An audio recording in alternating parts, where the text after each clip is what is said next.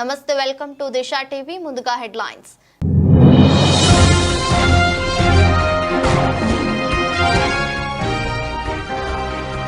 Russia విమానంలో మంటలు, ప్రయాణికులు సిబ్బందికి తప్పిన ముప్పు.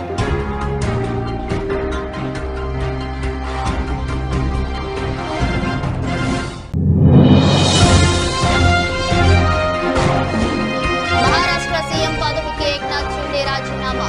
కొత్త ప్రభుత్వం కొలువు తీరే వరకు అబద్ధర్మ ముఖ్యమంత్రిగా కొనసాగుతున్న షిండే.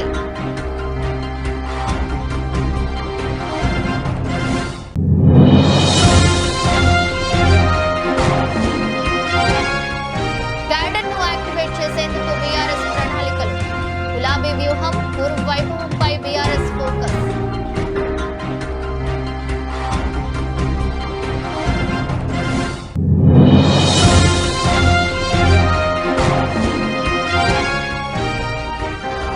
ఢిల్లీలో పవన్ కళ్యాణ్ బిజీ.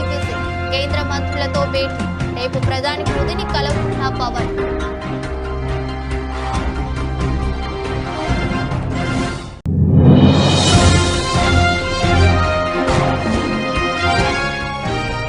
వైభవ్ సూర్యవంశీ వయసుపై ఆరోపణలు. 13 ఏళ్లు కాదు 15 స్పందించిన తండ్రి.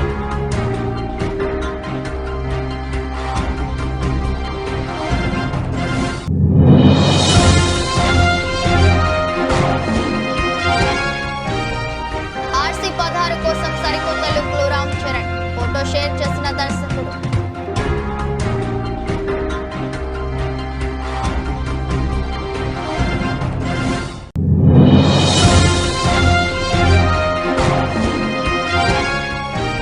లాభాల్లో మొదలైన దేశీయ స్టాక్ మార్కెట్ సూచీలు. సెన్సెక్స్ 253.23, నిఫ్టీ 82 పాయింట్లు అప్. రష్యా విమానంలో మంటలు చెలరేగాయి. ఈ నేపథ్యంలో అందులోనే ప్రయాణికులు సిబ్బంది భయాందోళన చెందారు. అయితే ఎమర్జెన్సీ డోర్ ద్వారా వారు బయటపడ్డారు. దీంతో వారికి ముప్పు తప్పింది. టర్కీలోని అంటల్యా విమానాశ్రయంలో ఈ సంఘటన జరిగింది. రష్యాలోని అజిముత్ ఎయిర్లైన్స్ కు చెందిన సుకోయ్ సూపర్ జెట్ ప్యాసింజర్ విమానం గాలి దుమారానికి ప్రభావితమైంది. దీంతో అంటల్యా విమానాశ్రయంలో ల్యాండింగ్ సందర్భంగా విమానం ఇంజిన్ నుంచి మంటలు చెలరేగాయి. కాగా ఆ విమానంలోనే 89 మంది ప్రయాణికులు, 6 సిబ్బంది ఎమర్జెన్సీ డోర్ ద్వారా బయటపడ్డారు. దీంతో వారికి ప్రమాదం తప్పింది. ఫైర్ కంట్రోల్ వాహనాలు ఆ విమానం వద్దకు చేరుకున్నాయి, మంటలను ఆర్పివేశాయి. మరోవైపు రష్యా ఫెడరల్ ఏవియేషన్ అథారిటీ రోసావియంట్సియా ఈ సంఘటనపై దర్యాప్తు చేపట్టింది. కాగా విమానంలో మంటలు చెలరేగిన వీడియో క్లిప్స్ సోషల్ మీడియాలో వైరల్ అయ్యాయి.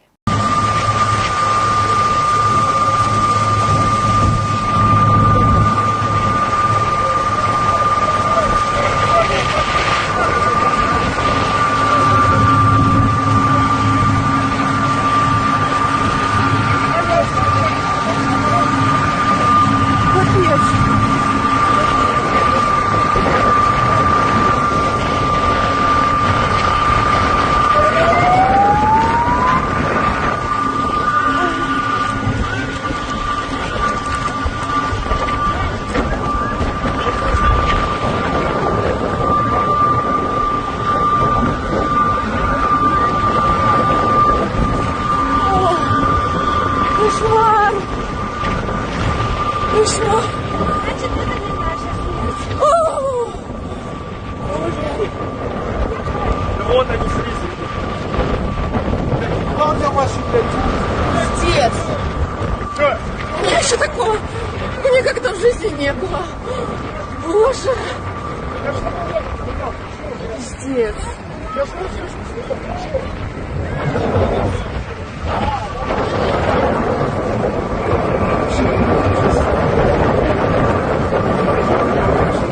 మహారాష్ట్ర ముఖ్యమంత్రి పదవికి ఏక్నాథ్ షిండే రాజీనామా చేశారు. ఇవాళ ఉదయం రాజ్ భవన్ లో గవర్నర్ సిపి రాధాకృష్ణన్ ను కలిసి రాజీనామా పత్రాన్ని సమర్పించారు.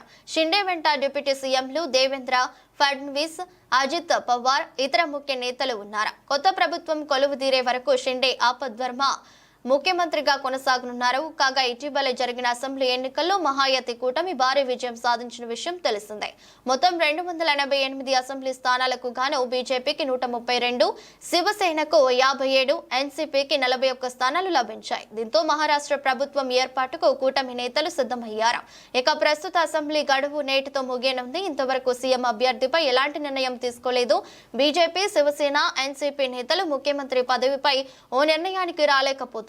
అయితే ఎన్నికల్లో అధిక సీట్లు సాధించిన బీజేపీనే సీఎం పదవి చేపట్టే అవకాశం ఉందని తెలుస్తోంది. ఈ లెక్కన ప్రస్తుతం డిప్యూటీ సీఎంగా ఉన్న దేవేంద్ర ఫడ్నవీసే సీఎం అయ్యే అవకాశాలు ఎక్కువగా కనిపిస్తున్నాయి. అజిత్ పవార్ కూడా ఫడ్నవీస్ కే మద్దతు తెలిపినట్లు సమాచారం. అదే సమయంలో ఏక్నాథ్ షిండేను ముఖ్యమంత్రిగా కొనసాగించాలని శివసేన గట్టిగా పట్టుబడుతున్నది.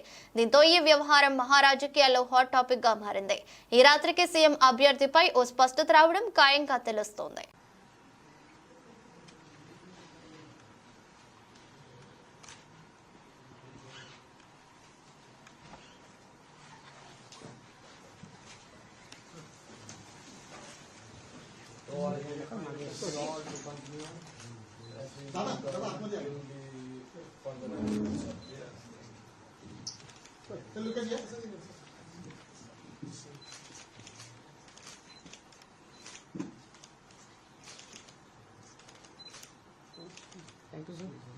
एक मिनट सर.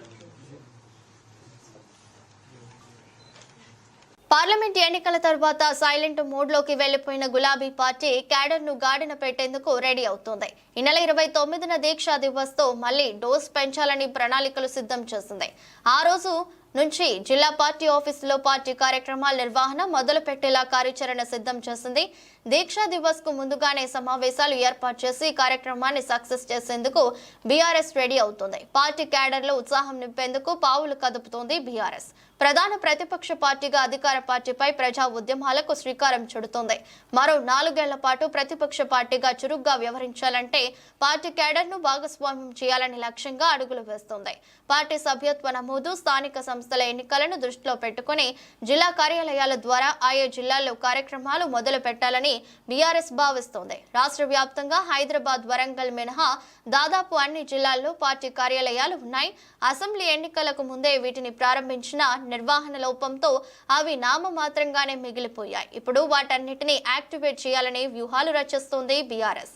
ఇక మలిదశ తెలంగాణ ఉద్యమాన్ని మలుపు తిప్పిన కేసీఆర్ ఆమరణ దీక్ష చేపట్టిన నవంబర్ 29న ప్రతి ఏడాది గులాబీ పార్టీ దీక్షా దివస్ గా నిర్వహిస్తోంది. దీక్షా దివస్ ను ఇప్పుడు కేంద్ర స్థాయిలో క్యాడర్ ను పెద్ద ఎత్తున భాగస్వామ్యం చేస్తూ నిర్వహించాలని నిర్ణయం తీసుకుంది. దీక్షా దివస్ సందర్భంగా ప్రభుత్వ ఆసుపత్రుల్లో పండ్లు పంపిణీ చేయడం, సేవా కార్యక్రమాలు నిర్వహించడం, కేసీఆర్ చిత్రపటాలకు పాలాభిషేకం చేయడం వంటి కార్యక్రమాలను పార్టీ నిర్వహించబోతోంది.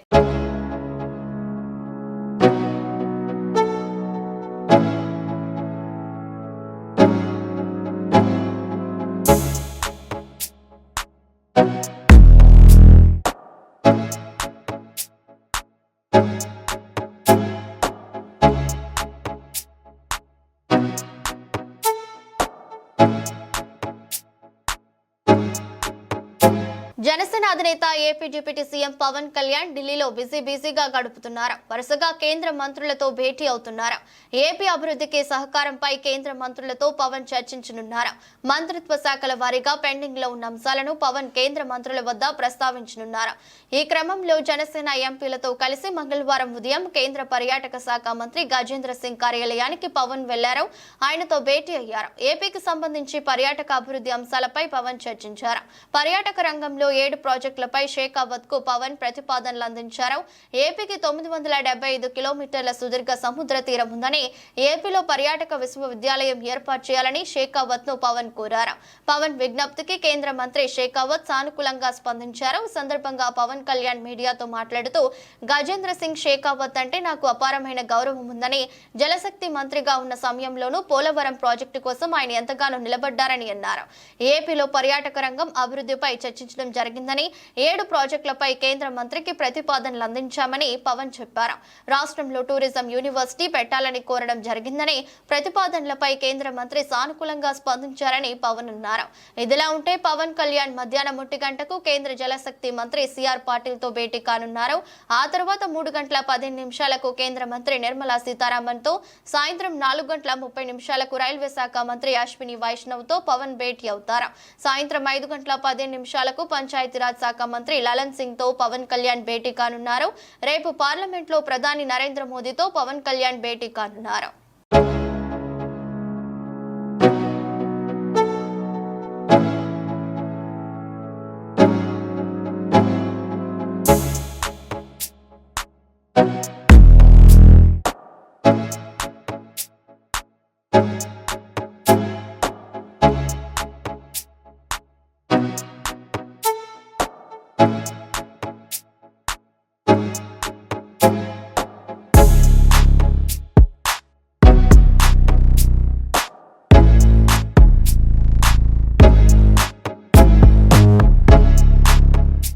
రాష్ట్ర వ్యాప్తంగా జరుగుతున్న రోడ్ల మరమ్మతులపై సచివాలయంలో ముఖ్యమంత్రి చంద్రబాబు నాయుడు గారు సమీక్షకు హాజరైన మంత్రి బీసీ జనార్దన్ రెడ్డి గారు, ఉన్నతాధికారులు.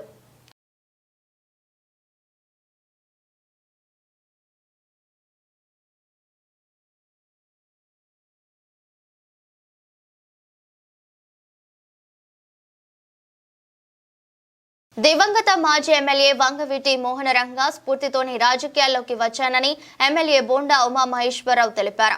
ఆయన పేదలందరికీ పట్టాలు ఇవ్వాలని పోరాటం చేస్తే దాన్ని ఆశయంగా తీసుకుని నియోజకవర్గంలో పేదలందరికీ పట్టాలు ఇప్పించే ప్రయత్నం చేస్తున్నట్లు చెప్పారు. ప్రభుత్వ విప్గా నియమితులైన సందర్భంగా గాంధీనగర్ మా ఆది సోదరులు చింతల బాబీ చెంటి ఆధ్వర్యంలో వివిధ పార్టీల నాయకులు, వివిధ సంఘాలు, శ్రేయోభిలాషులు, నగర ప్రముఖులు, పార్టీ నాయకులతో సోమవారం నిర్వహించిన సన్మాన సభలో బోండా ఉబా మాట్లాడారు. తెదేపాలో చేరి వంగవీటి రంగా చూపిన మార్గంలో పయనిస్తూ 2 సార్లు ఎమ్మెల్యేగా గెలుపొందానన్నారు. గత ప్రభుత్వం చేసిన అరాచకం కారణంగా గెలిచినా ఓడినట్లు చేశారని చెప్పారు. రంగా నడిచిన నేలపై తాను పౌర సన్మానం పొందడం పూర్వజన్మ సుకృతంగా భావిస్తున్నానని, నిజాయితీగా ముందుకు సాగుతానని, భయం అంటే తెలియని రంగా వారసుడిగా ఉంటానని స్పష్టం చేశారు. చాలా మంది వక్తలు మాట్లాడారు. ఇప్పుడు వాళ్ళందరూ కూడా అనేక అంశాలు ప్రస్తావించారు. కానీ పేదవాడి గుండె చప్పుడైనటువంటి, మాకు స్ఫూర్తి ప్రదాత అయినటువంటి కీర్తిశేషులు వంగవీటి మోహన్ రంగా గారు మాజీ శాసనసభ్యుడైనటువంటి ఈ నియోజకవర్గానికి, ఆయన నడవాడిన ప్రాంతానికి మళ్ళా నేను 2వసారి శాసనసభ్యుడంటే ఆ రంగా గారి పైనుంచి ఆశీస్సులతోనే అయ్యాననే విషయాన్ని ఈ సందర్భంగా గుర్తు చేస్తా ఉన్నా. ఎందుకంటే మా బావ అంటా ఉన్నాడు 3వసారని, కానీ ఆ రోజున తప్పుడు లెక్కలతో 97 ఓట్లతో గెలిచినటువంటి బోండా ఉమాని తెలుగుదేశం పార్టీని 23 సీట్లకే పరిమితం చేయాలి, 23 ఎమ్మెల్యేలని ఆ రోజు చంద్రబాబు నాయుడు కొన్నాడు మా దగ్గర అని జగన్మోహన్ రెడ్డి ఆ ఉద్దేశంతో మరి నన్ను ఓడిపోయినట్టు చూపించినా 25 ఓట్లతో నేను ఓడిపోయానని అఫీషియల్గా డిక్లేర్ చేసిన బోండా ఉమా ఏ రోజు కూడా ఇంట్లో పడుకోలేదు. ఇంట్లో పడుకోలా. 5 సంవత్సరాలు రాక్షస పరిపాలనలో పోరాడాం. జగన్ని డైరెక్ట్ గా టార్గెట్ చేశాం. జగన్ అవినీతి అంశాలన్నింటినీ కూడా ఎండగట్టాం. ఎందుకంటే నిత్యం ఆ రోజున మీడియాలో ఉండేవాడిని నేను. ప్రపంచ దేశాల కన్నా భారతదేశంలోనే అత్యధికంగా మహిళలు, చిన్నారులపై అత్యధికంగా దాడులు జరుగుతున్నాయని ప్రకటించడం చాలా బాధ కలిగిస్తుందని ప్రముఖ సీనియర్ జర్నలిస్ట్ డాక్టర్ అనిత అన్నారు. మహిళలు ప్రతిరోజు కొత్త సవాళ్లు ఎదుర్కోవాల్సి వస్తుందని ఆవేదన వ్యక్తం చేశారు. నగరంలోని మొఘల్ రాజ్పురం పిబి సిద్ధార్థ కళాశాల ఆడిటోరియంలో సేఫ్ ఆర్గనైజేషన్ ఆధ్వర్యంలో మహిళలపై హింస నిర్మూలన కోసం తీసుకోవాల్సిన చర్యలపై సదస్సు నిర్వహించారు. ఈ కార్యక్రమానికి ముఖ్య అతిథులుగా ప్రముఖ journalist doctor Anitha, Sunkara Rajendra Prasad, safe convener Vijayalakshmi, Swaruparani, పలువురు సేఫ్ మహిళా ప్రతినిధులు పాల్గొన్నారు. ఇటీవల రోడ్డు ప్రమాదంలో మరణించిన సేఫ్ ఆర్గనైజేషన్ అధ్యక్షురాలు జ్యోత్స్న మృతికి సంతాపంగా 10 రోజుల పాటు వివిధ కళాశాలల్లో మహిళలపై జరుగుతున్న హింస నిర్మూలన కోసం తీసుకోవాల్సిన చర్యలు సదస్సులు నిర్వహిస్తున్నట్లు తెలిపారు. డాక్టర్ అనిత సదస్సును ఉద్దేశించి ప్రసంగిస్తూ మహిళలు పిల్లలు ప్రతిక్షణం భయపడాల్సి వస్తుందని తెలిపారు. గతంలో కంటే మహిళలపై దాడులు విపరీతంగా జరుగుతున్నాయన్నారు. 2021-25 మధ్య 5,000 మంది చనిపోయారని తెలిపారు. అనంతరం కన్వీనర్ విజయలక్ష్మి స్వరూప రాణిలు మాట్లాడుతూ ఢిల్లీ హత్య కేసు అనంతరం తీసుకువచ్చిన నిర్భయ చట్టం అమల్లోకి వచ్చిన మహిళలపై దాడులు ఏమాత్రం ఆగలేదన్నారు. చట్టాలు అమలు చేసే వాళ్ళు చట్టాన్ని దుర్వినియోగం చేస్తున్నారని మండిపడ్డారు. మహిళలపై దాడులు నివారించాలంటే తప్పనిసరిగా కేంద్ర రాష్ట్ర ప్రభుత్వాలు కఠిన చట్టాలు అమలు చేయాలని తెలిపారు. Because no spot on this place is safe enough for us. అందుకే స్టాప్ వైలెన్స్ కాదు, కామా పెడితే చాలా అనిపిస్తుంది. స్టాప్ సంగతి ఎప్పుడు, ఎలిమినేషన్ ఎప్పుడు. All of you might be knowing during COVID, many of the surveys have, research surveys conducted by various organizations, even international organizations, UNICEF and others have said that post-COVID situation has created such an environment where the crime against women has drastically changed, drastically gone up. భవనాలు లేఅవుట్ల అనుమతులు సులభతరం చేస్తూ AP సర్కార్ కీలక నిర్ణయం తీసుకుంది. Town planning విభాగంలో సంస్కరణలపై వేసిన కమిటీ రిపోర్టుకు సీఎం ఆమోద ముద్ర వేసింది. 15 మీటర్ల ఎత్తు వరకు భవనాల నిర్మాణాలు ప్లాన్లకు మున్సిపల్ శాఖ అనుమతి అవసరం లేదు. రాష్ట్రంలో వచ్చే నెల 31 నుండి వివిధ భవన నిర్మాణాలకు సంబంధించిన అనుమతులను మరింత సులభతరం చేయడం ద్వారా సింగిల్ విండో విధానంలో అనుమతులు ఇచ్చేందుకు అవసరమైన చర్యలు తీసుకుంటున్నట్టు రాష్ట్ర పురపాలక మరియు పట్టణాభివృద్ధి శాఖ మంత్రులు పి నారాయణ వెల్లడించారు. ఈ మేరకు సోమవారం రాష్ట్ర సచివాలయంలో నిర్వహించిన మీడియా సమావేశంలో మంత్రి మాట్లాడుతూ రాష్ట్ర ముఖ్యమంత్రి ఎన్ చంద్రబాబు నాయుడు రాష్ట్ర మున్సిపల్ శాఖపై సమీక్షించారని, ఈ సమావేశంలో ప్రధానంగా టౌన్ ప్లానింగ్ కు సంబంధించిన అంశాలపై సీఎం పలు కీలక సూచనలు చేశారని తెలిపారు. ముఖ్యంగా భవన నిర్మాణాలకు సంబంధించిన వివిధ అనుమతులను వేగవంతంగా సులభంగా ఇచ్చే అంశంపై మున్సిపల్ శాఖకు స్పష్టమైన ఆదేశాలు జారీ చేశారన్నారు.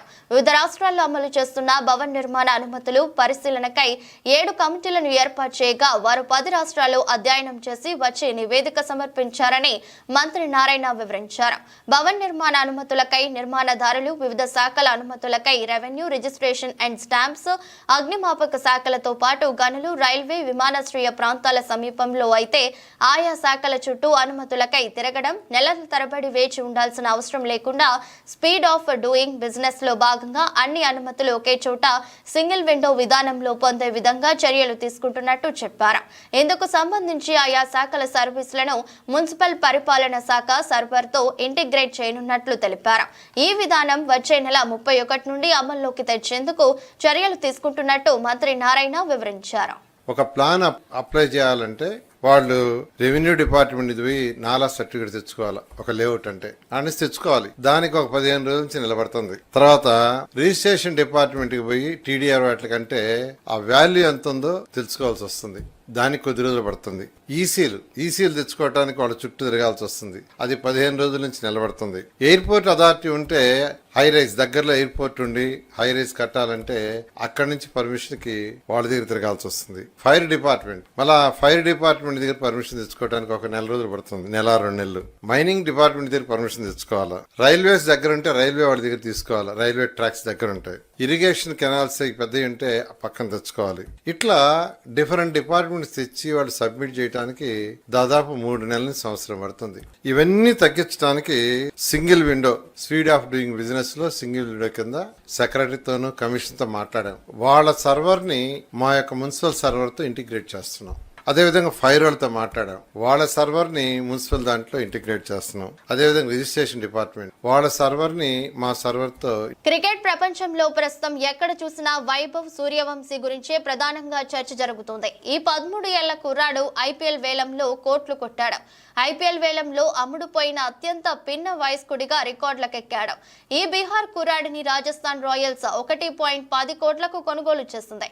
అయితే అతడి వయసు 15 ఏళ్లు అన్న ఆరోపణలు వస్తున్నాయి. దీనిపై తాజాగా అతడి తండ్రి సంజీవ్ స్పందించాడు. వీటిని కొట్టిపారేశాడు. వైభవ్ వయస్సు 13 ఏళ్లు అని తేల్చి చెప్పాడు. ప్రస్తుతం వైభవ్ అండర్-19 ఆసియా కప్ కోసం దుబాయ్ లో ఉన్నాడని అన్నారు.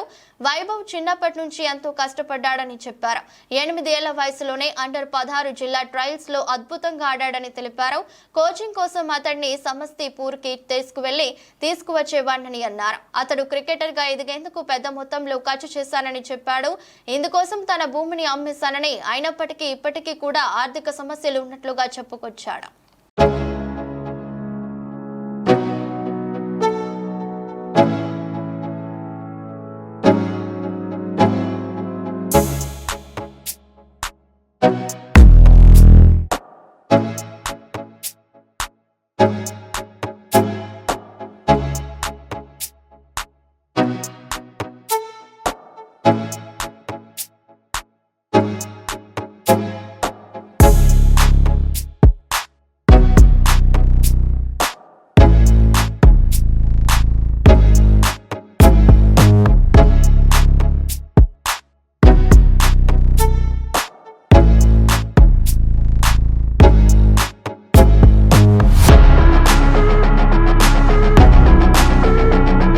గ్లోబల్ స్టార్ రామ్ చరణ్ నటించిన గేమ్ చేంజర్ మూవీ రిలీజ్ కు సిద్ధంగా ఉంది. శంకర్ దర్శకత్వంలో తెరకెక్కిన ఈ మూవీ జనవరి 10న ప్రపంచ వ్యాప్తంగా ప్రేక్షకుల ముందుకు రానుంది. ఈ చిత్రం విడుదలకు ముందే చరణ్ తన కొత్త సినిమాను మొదలుపెట్టారు.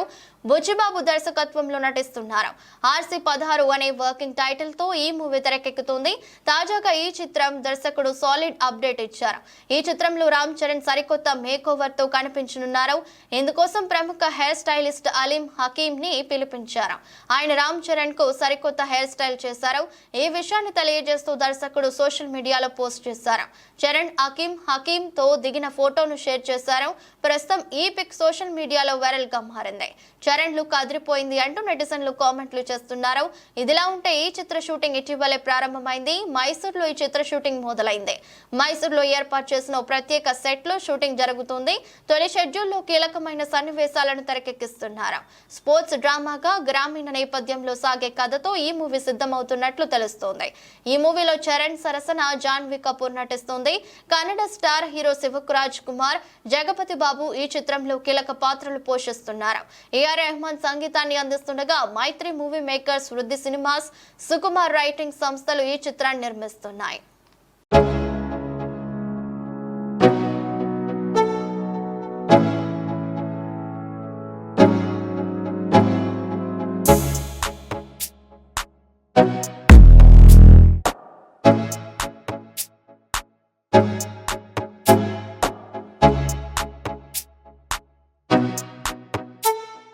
దేశీయ మార్కెట్ సూచీలు మరో రోజు లాభాలతో ప్రారంభమయ్యాయి. అంతర్జాతీయ మార్కెట్లో మిశ్రమ సంకేతాలు ఉన్నప్పటికీ మంగళవారం భారత స్టాక్ మార్కెట్లో ట్రేడింగ్ మంచి స్థితిలో ప్రారంభమైంది. ఉదయం 9:30 సెన్సెక్స్ 253.23 పాయింట్ల లాభంతో 80,363 వద్ద, నిఫ్టీ 82 పాయింట్లు పెరిగి 24,304 వద్ద ట్రేడ్ అవుతున్నాయి. డాలర్తో రూపాయి మారకం విలువ 84.24 వద్ద కొనసాగుతుంది. సెన్సెక్స్ 30 సూచీల్లో Infosys, Bharti Airtel, tech Mahindra, Tata steel, ICICI bank షేర్లు లాభాలతో ట్రేడ్ అవుతున్నాయి. అదే సమయంలో UltraTech cement, NTPC, IndusInd bank, Nestle షేర్లు నష్టాలతో కొనసాగుతున్నాయి. BSE సెన్సెక్స్ సూచీలో జొమాటోని కొత్తగా చేరుస్తున్నట్లు ప్రకటించడంతో ఆ కంపెనీ షేరు మంచి ప్రదర్శన చేసింది. ఈ రోజు కూడా మదుపరులు జొమాటో షేర్లపై మరింత దృష్టి పెడుతున్నారు.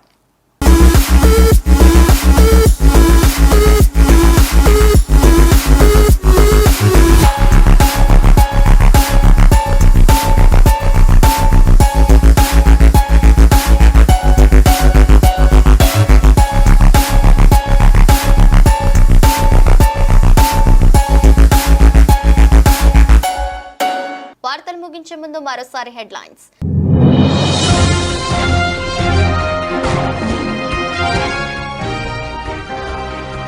రష్యా విమానంలో మంటలు, ప్రయాణికులు, సిబ్బందికి తప్పిన ముప్పు.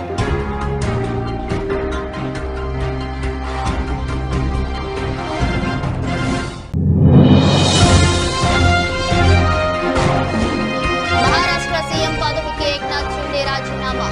కొత్త ప్రభుత్వం కొలువు తీరే వరకు అబద్ధర్మ ముఖ్యమంత్రిగా కొనసాగుతున్న షిండే.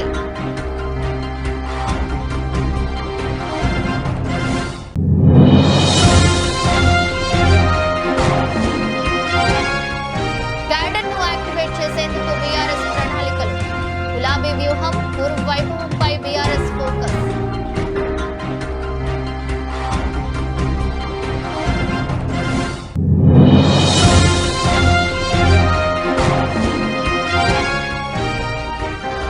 ఢిల్లీలో పవన్ కళ్యాణ్ బిజీ. కేంద్ర మంత్రులతో భేటీ. రేపు ప్రధాని మోదీని కలవనున్న పవన్.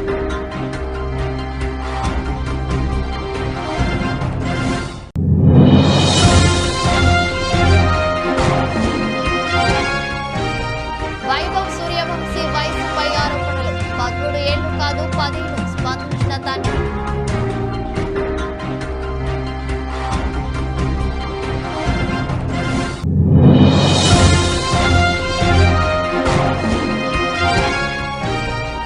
RC-16 కోసం సరికొత్త లుక్లో రామ్ చరణ్. ఫోటో షేర్ చేసిన దర్శకుడు.